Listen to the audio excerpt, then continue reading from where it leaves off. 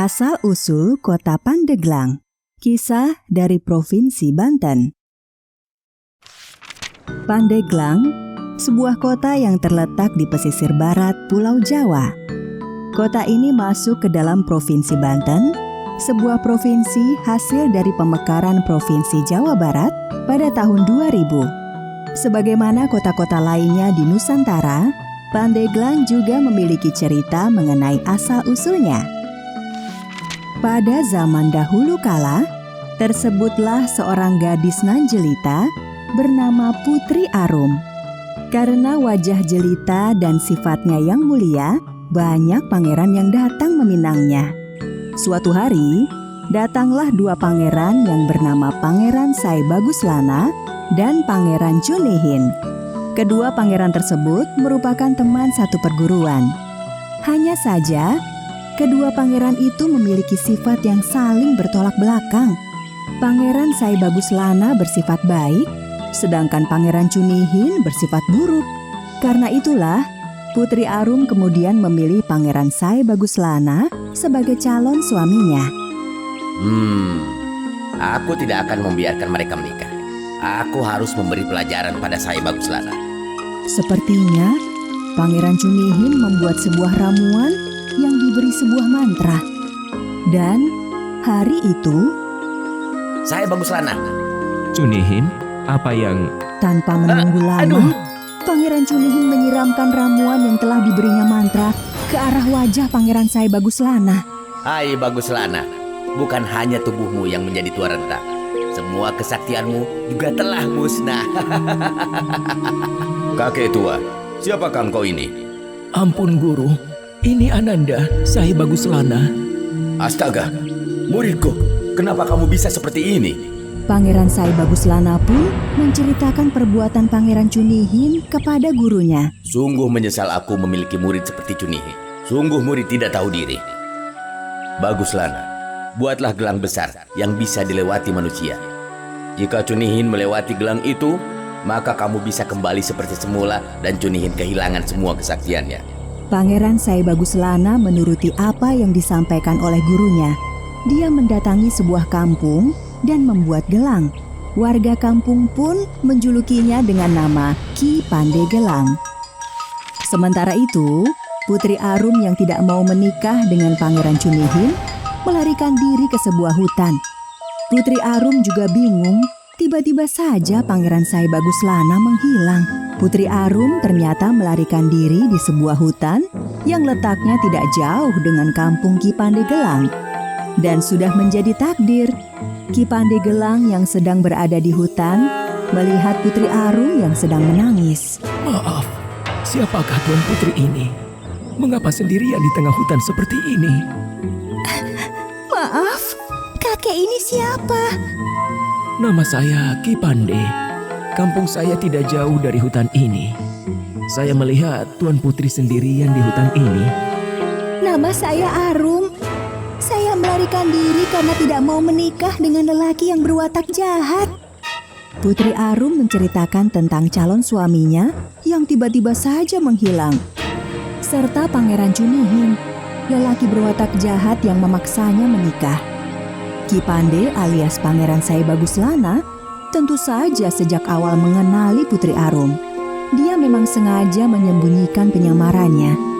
Ki Pande sepertinya sudah menemukan jalan keluar. Tuan Putri, sebaiknya Tuan Putri terima saja lamaran Pangeran Cunihin. Tapi berilah syarat agar Pangeran Cunihin melubangi sebuah batu keramat di pinggir pantai. Batu itu harus dilubangi hingga bisa dilewati manusia. Dan berilah waktu selama 3 hari saja. Hanya itu? Pangeran Cunihin pasti bisa melakukannya dengan mudah. Ya, benar sekali. Tetapi melubangi batu keramat itu dalam waktu 3 hari akan membuat setengah kesaktian Pangeran Cunihin menjadi hilang. Setelah itu? Setelah itu, serahkan kepada hamba. Pangeran Cunihin pasti bisa dikalahkan. Baiklah kalau begitu. Nah, untuk mengatur strategi, sebaiknya Tuan Putri ikut ke kampung saya. Warga kampung saya sangat ramah dan baik. Meskipun tidak terlalu jauh, perjalanan menuju kampung Ki Pande Ternyata harus melewati perbukitan. Putri Arum terlihat sangat kelelahan. Sesampainya di kampung, Putri Arum yang kelelahan pun pingsan. Seorang warga segera menolongnya. Ketua kampung pun memerintahkan seorang warga mengambil air dari batu cadas di bukit. Dia akan sembuh jika meminum air yang keluar dari batu cadas di bukit. Kamu segera ambilkan air yang mengalir dari batu cadas di bukit sana. Baik, Ketua. Seorang warga yang diperintahkan ketua kampung itu segera mengambil air jernih yang keluar dari sebuah cadas di bukit. Tidak lama berselang, Putri Arum sudah kembali siuman. Sejak saat itu, warga kampung menjuluki Putri Arum dengan sebutan Putri Cadasari. Setelah mengatur strategi dengan Ki Pande, Putri Arum segera kembali ke istana dengan diantar oleh beberapa warga kampung. Sesampainya di istana, Putri Arum memanggil Pangeran Cunihin dan menyampaikan syarat yang harus dipenuhi oleh Pangeran Cunihin. Hanya melubangi batu itu sebesar manusia. Itu sih gampang. Apalagi dalam waktu 3 hari. Sementara itu, Ki Pande menyiapkan sebuah gelang emas besar yang bisa dilewati oleh manusia. Ki Pande yang menyiapkan gelang besarnya pun mengintip dari jauh Pangeran Cunihin yang sibuk melubangi batu keramat. Hanya melubangi batu ini, pekerjaan enteng. Dan sekarang saatnya aku menikah dengan Putri Arum. Pangeran Cunihin yang gembira bukan kepalang itu segera ke istana menemui Putri Arum. Di saat itulah, Ki Pande memasang gelang raksasa di lubang batu tersebut. Putri Arum melihat batu keramat yang telah berlubang tersebut. Pangeran Cunihin, aku tidak melihat batu ini telah berlubang. Apa? Lubang sebesar ini kamu tidak melihatnya? Jika batu ini sudah berlubang, cobalah melewatinya. Jika kamu bisa melewatinya, maka batu ini memang berlubang. Baiklah, aku akan melewati lubang itu. Ada-ada saja. Ketika beberapa langkah melewati lubang batu itu, panas sekali. tiba-tiba Sakit. saja Kenapa tubuhku seperti terbakar? Pangeran Cunihin yang kesakitan semakin terkejut. Dia tiba-tiba saja berubah menjadi kakek tua rentah. Dia juga lumpuh, sehingga tidak bisa bangun lagi. Pangeran Cunihin belum selesai terkejut melihat perubahan dirinya. Pangeran Sai Baguslana pun datang. Putri Arum juga tidak kalah terkejut. Kakanda Sai Baguslana. Baguslana, kenapa kamu bisa kembali seperti semula? Pangeran Sai Baguslana pun menceritakan kepada Putri Arum peristiwa yang menimpa dirinya akibat perbuatan Pangeran Cunihin, termasuk penyamarannya sebagai Ki Pande. Pangeran Sai Baguslana juga memberitahu Pangeran Cunihin bahwa guru merekalah yang memberikan petunjuk. Ampuni aku, Baguslana. Jangan bunuh aku. Untuk apa aku membunuhmu? Kamu sudah mendapatkan pelajaran yang setimpal. Begitulah, akhirnya Putri Arum dan Pangeran Sai Baguslana menikah. Kampung yang menjadi tempat Ki Pande membuat gelang, di kemudian hari dikenal dengan nama Pandegelang. Lama-kelamaan, penyebutan Pandegelang berubah menjadi Pandeglang. Sedangkan pantai yang menjadi tempat Pangeran Cunihin melubangi batu keramat itu sekarang dikenal dengan nama Pantai Karangbolong. Bolong artinya adalah berlubang.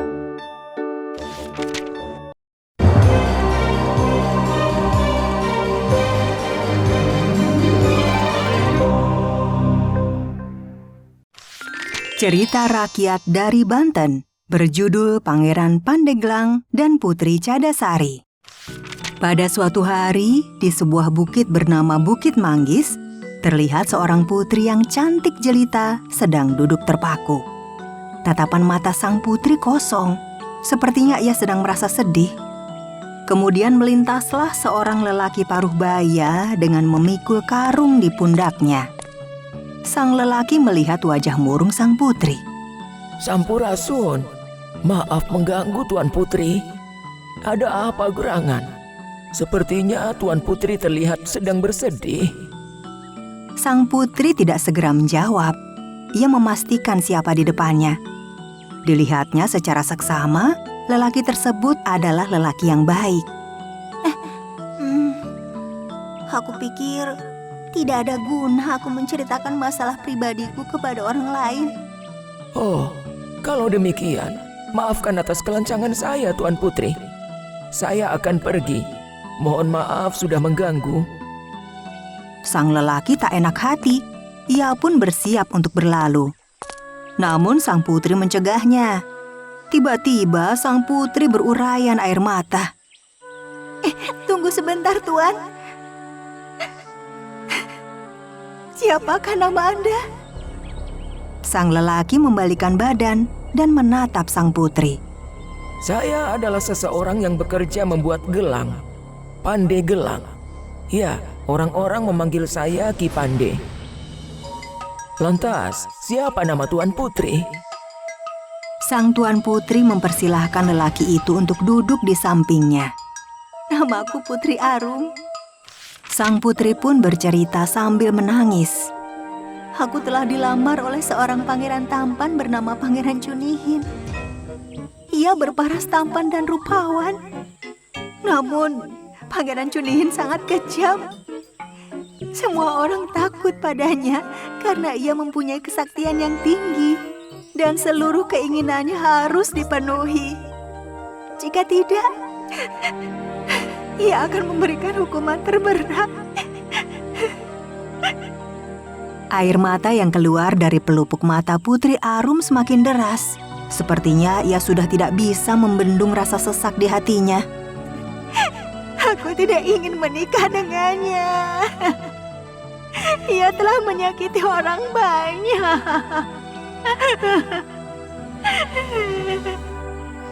Lalu, ada apa gerangan? Mengapa Tuan Putri berada di bukit ini? Seorang penasehat kerajaan menyuruhku agar bertafakur di Bukit Manggis ini. Ia berkata, jika nanti akan datang orang yang mampu menolong permasalahanku. Sang putri menarik napas, kemudian menghembuskannya. Aku sangat sedih, karena sepertinya nasihat itu tidak membuahkan hasil. Waktunya semakin dekat.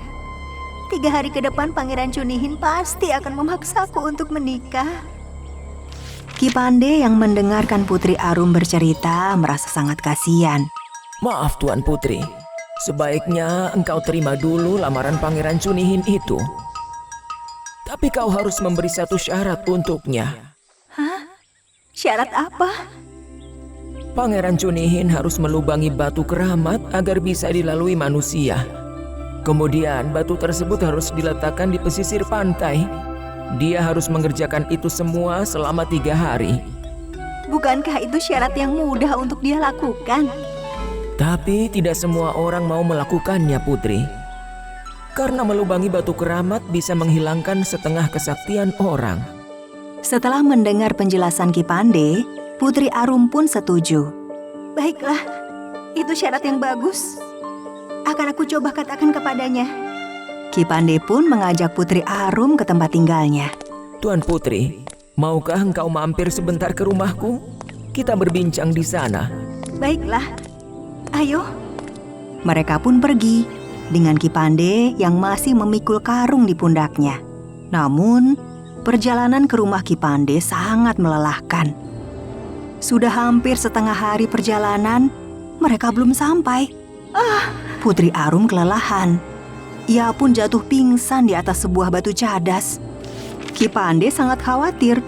Ia membawa Putri Arum ke salah satu rumah penduduk terdekat. Mereka merawatnya dengan penuh kasih sayang. Kasihan sekali. Ia pasti kelelahan dalam menempuh perjalanan. Kami akan merawatnya dengan baik. Kemudian seorang sepuh kampung datang menemui Ki Pandai dan Putri Arum yang masih lemas. Bagaimana caranya agar ia lekas sembuh? Ia harus minum air gunung yang memancar dari cadas. Penduduk di kampung itu pun bergegas mencari sumber mata air batu cadas. Ini, sudah aku bawakan air gunung dari batu cadas. Setelah sang putri meminumnya, keajaiban pun terjadi. Putri Arum menjadi sehat kembali.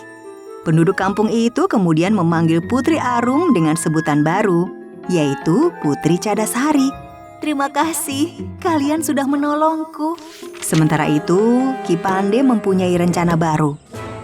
ia membuat sebuah gelang berukuran besar. Gelang itu akan dipasang pada lingkaran batu keramat yang dibuat oleh Pangeran Chunihin. Waktu yang ditentukan untuk menikah pun tiba. Pangeran Chunihin menemui Putri Cadasari. Kita harus segera menikah, Tuan Putri. Ada satu syarat yang harus kau penuhi. Apa? Pasti dengan mudah aku bisa melakukannya. Putri Arum pun memberitahu syaratnya dan Pangeran Chunihin menyanggupinya. Tak lama, Pangeran Chunihin menemukan batu keramat yang dijadikan syarat itu. Pasti ini batunya. Kemudian, sang pangeran membawa batu tersebut ke pasisir yang indah. Diam-diam, Ki Pande dan Putri Cadasari mengikutinya dari kejauhan. Mereka menyaksikan apa yang dilakukan Pangeran Chunihin. Bagaimana jika dia berhasil? Semoga saja tidak. Sesaat kemudian, batu keramat itu retak dan berjatuhan. Lubang besar telah dibuat di tengah batu keramat itu. Nah, berhasil. Aku berhasil melakukannya. Tuan Putri Arum akan segera menjadi permaisuriku. Pangeran Chunihin pun segera berlari mencari Putri Cadasari. Kesempatan itu tidak disia-siakan oleh Ki Pande untuk memasang gelang besar pada batu keramat yang sudah berlubang itu. Namun, Pangeran Chunihin memergokinya. Hei tua bangka, rupanya kau masih ingin bersaing denganku ya? Bukankah pernah kukatakan bahwa kau tidak pantas menjadi pemenang? Kau hanya pecundang. Mendengar ucapan itu, Putri Cadasari terkejut. Mereka berdua seakan saling kenal. Pangeran Chunihin menarik tangan Putri Cadasari. Ia sebenarnya tampak gugup, namun tetap terlihat tenang. Lihatlah Putri, aku berhasil. Kalau kau tidak percaya, aku akan melangkah melewati batu keramat ini sebagai bukti. Tidak berpikir lama, Pangeran Chunihin melangkah melewati lubang batu keramat yang telah dibuatnya. Namun sang pangeran merasakan sakit yang parah. Ia berteriak sangat keras. Sakit. Mengapa sakit sekali? Suara teriakan Pangeran Chunihin berhasil menggetarkan bumi dan kesaktiannya pun sirna. Kemudian ia terjatuh ke tanah dengan tubuh yang lemah tak berdaya. Pelan-pelan, Pangeran Chunihin berubah menjadi seseorang tua renta yang lemah. Sementara itu, Ki Pande berubah menjadi pemuda yang tampan. Melihat itu, Putri Cadasari sangat terkejut. Sebenarnya apa yang terjadi? Ki Pande pun menceritakan yang sebenarnya terjadi. Dia, Pangeran Chunihinlah yang membuat saya menjadi lebih tua dulu. Kami adalah dua sahabat yang mempunyai kesaktian. Tapi dia mencuri semua kesaktianku, dan ia menjadikanku sebagai seseorang yang tua renta seperti yang kau temui. Tapi ada satu yang dapat menyembuhkanku, yaitu apabila Pangeran Chunihin berhasil melewati gelang buatan tanganku. Kini aku telah menjadi diriku kembali karena Tuan Putri telah menyelamatkanku. Terima kasih banyak Tuan Putri. Ki Pande menunduk ke depan Putri Cadasari. Kemudian Tuan Putri memegang tangan Pande Gelang. Seharusnya aku yang berterima kasih. Ternyata kau adalah petunjuk yang dikatakan oleh penasihat istana. Seiring berjalannya waktu, mereka pun menikah dan hidup berbahagia. Dan wilayah tempat memperoleh batu keramat itu disebut Kampung Keramat Watu. Dan batu besar berlubang di pantai kini menjadi objek wisata Pantai Karangbolong. Tempat sang putri menyendiri di Bukit Manggis disebut Pasir Manggu. Kemudian wilayah putri disembuhkan dari sakitnya bernama Cadasari di wilayah Pandeglang. Dan tempat Ki Pande membuat gelang disebut Pandeglang. Asal-usul Tanjung Lesung. Kisah dari Provinsi Banten. Tanjung Lesung adalah salah satu wisata yang populer di Kota Pandeglang, Provinsi Banten. Kawasan wisata Tanjung Lesung merupakan sebuah daratan berbentuk lesung yang menjorok ke laut dan memiliki luas sekitar 1.500 hektar. Nama Tanjung Lesung sendiri diambil dari Kampung Lesung yang memiliki kisah asal-muasalnya sendiri. Alkisah, dahulu di pesisir laut selatan Pulau Jawa ada seorang pengembara bernama Raden Budok. Pemuda yang tampan dan gagah perkasa ini senang mengembara kemana saja. Setiap kali pergi mengembara, anjing dan kuda kesayangannya selalu setia menemaninya. Di suatu siang, usai mandi di pantai, Raden Budok beristirahat di bawah pohon ketapang yang rindang. Angin yang berhembus sejuk membuat pemuda itu lekas terlelap. Dalam tidurnya, ia bermimpi mengembara ke utara dan bertemu gadis yang cantik jelita. Gadis tersebut tersenyum dan mengulurkan tangan padanya. Namun, saat Raden Budok hendak menyambut uluran tangan gadis itu, tiba-tiba sebuah ranting kering jatuh mengenai dahinya. Mengganggu saja. Raden Budok membanting ranting itu keras-keras karena merasa geram tidak bisa melanjutkan mimpi indahnya. Sejak peristiwa itu, Raden Budok selalu membayangkan wajah gadis manis yang ada dalam mimpinya. Karena terus-menerus penasaran, ia memutuskan pergi mengembara ke utara untuk mencari gadis impiannya. Berhari-hari ia berjalan menapaki jalan-jalan terjal. Akhirnya, Raden Budok sampai di sebuah tempat tinggi yang bernama Tali Alas atau kini disebut Pilar. Dari tempat itu, Raden Budok melihat pemandangan samudra biru dan pantai yang indah. Ia beristirahat sejenak dan menikmati sisa bekalnya. Sementara itu, kuda kesayangannya dibiarkan mencari rumput segar. Sedangkan anjingnya asyik berburu burung puyuh di antara semak-semak. Merasa sudah cukup beristirahat, Raden Budok melanjutkan perjalanannya menuju pantai Cawar. Sesampainya di pantai itu, Raden Budok turun dari kudanya dan segera menuju ke tepi pantai. Wah, sejuk sekali air pantai ini. Selesai membasuh dan membersihkan badannya, ia kembali menghampiri kuda dan anjingnya. Ayo cepat berdiri, kita lanjutkan perjalanan. Kedua binatang itu bergeming, tidak meringkik dan menggonggong. Raden Budok keheranan melihat kedua hewan peliharaannya itu. Rupanya, kedua hewan itu sangat kelelahan setelah menempuh perjalanan panjang, sehingga menggerakkan badan pun sulit. Hal ini membuat Raden Budok kesal. Baiklah, kalau kalian tidak mau menuruti perintahku dan tetap diam seperti karang, akan kutinggalkan kalian di sini. Ternyata ucapan Raden Budok menjadi kenyataan. Kedua hewan peliharaannya berubah menjadi batu karang. Tidak ada pilihan lain. Raden Budok akhirnya melanjutkan perjalanan dengan berjalan kaki. Ia tetap bertekad untuk menemukan gadis yang ada dalam mimpinya. Ia berjalan tanpa lelah dan tanpa menghiraukan pakaiannya yang lusuh dan badannya yang berdebu. Sekian lama berjalan, ia menghadapi sebuah rintangan.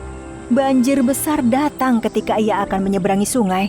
Lebih baik aku istirahat dulu sambil menunggu air surut. Baru sejenak Raden Budok merebahkan tubuhnya, tiba-tiba terdengar bunyi lesung dari seberang sungai. Ia terperanjat dan hatinya berdebar kencang. Aku yakin gadis itu tinggal di kampung seberang sungai ini. Raden Budok sudah tidak sabar lagi menunggu air surut. Akhirnya, ia memberanikan diri menyeberangi sungai tersebut. Dengan segenap kekuatannya, ia berhasil menerobos banjir. Ia pun sampai di pintu masuk kampung tersebut. Lelah menerobos banjir, Raden Budok memilih beristirahat sejenak sambil mengamati tempat sekitarnya. Namun, lagi-lagi alunan bunyi lesung yang merdu kembali terdengar. Raden Budok semakin berdebar. Ia pun segera berdiri dan melangkah pergi menuju sumber bunyi lesung tersebut. Semakin masuk ke dalam perkampungan, bunyi lesung semakin keras terdengar. Ketika ia tiba di depan sebuah rumah, 4 gadis sedang asik bermain lesung atau ngagondang.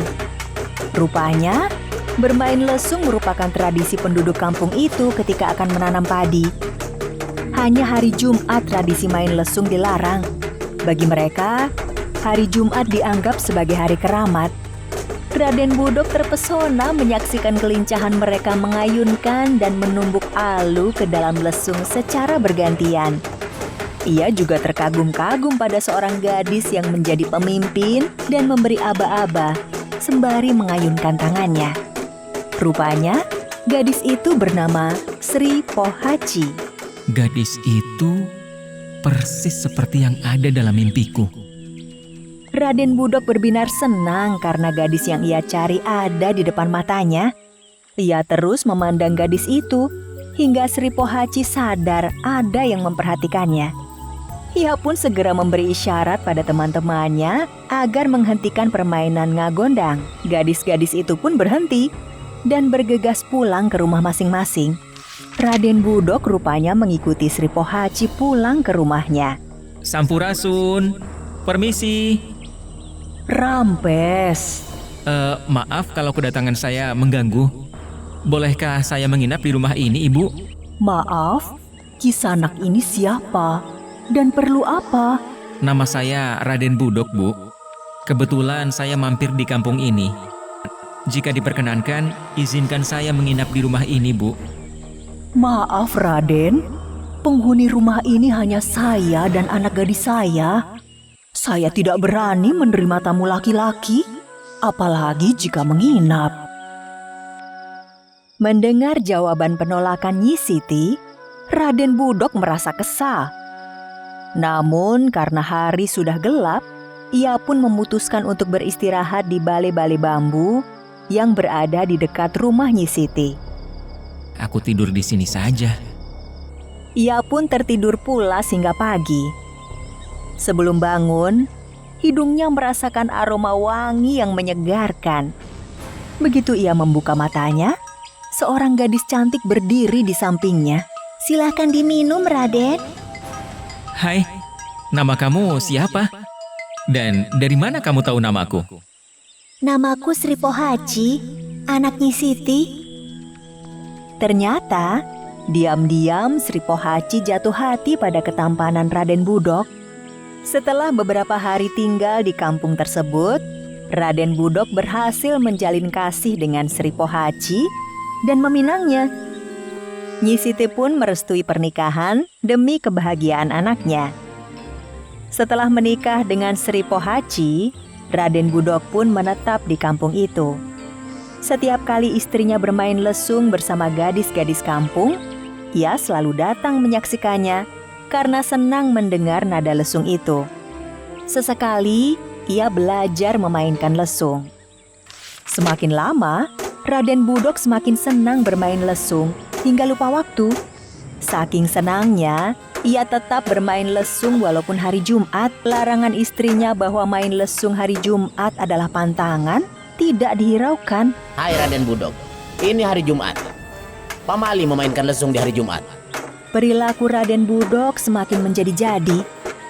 Ia terus menabuh lesung sambil melompat-lompat kegirangan ke sana kemari seperti seekor monyet ekor panjang. Lihat, lihat!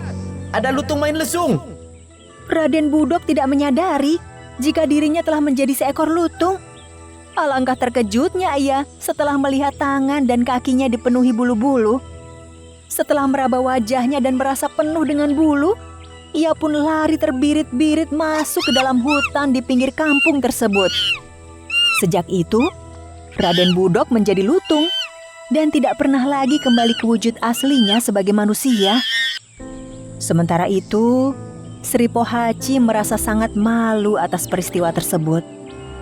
Karena tidak kuat menanggung malu, ia pun pergi dari kampung halamannya secara diam-diam dan hilang entah kemana.